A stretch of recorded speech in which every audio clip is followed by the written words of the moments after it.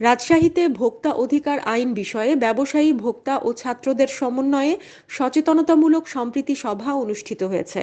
বুধবার বেলা ১১টায় রাজশাহী চেম্বার ভবন মিলনায়তনে সভাটি অনুষ্ঠিত হয়।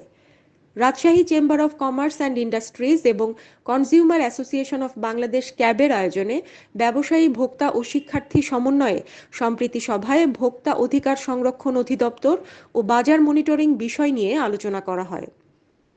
আলোচনা সভায় উপস্থিত ছিলেন অতিরিক্ত জেলা প্রশাসক কল্যাণ চৌধুরী, বিভাগীয় ভোক্তা অধিকার সংরক্ষণ অধিদপ্তরের উপপরিচালক ইব্রাহিম হোসেন, রাজশাহী রক্ষা সংগ্রাম পরিষদের সাধারণ সম্পাদক জামাত খান, ক্যাব সভাপতি গোলাম মোস্তফা মামুন, ব্যবসায়ী সুলতান মাহমুদ, শিক্ষার্থী আব্দুল গাফফার, রাকিব হাসান, নুসরাত জাহান মিমু, মোহাম্মদ নাদিম, শেখ মোহাম্মদ সম্রাট হাসান, সুমাইয়া আক্তার সহ কনজিউমার, ব্যবসায়ী ও শিক্ষার্থীরা।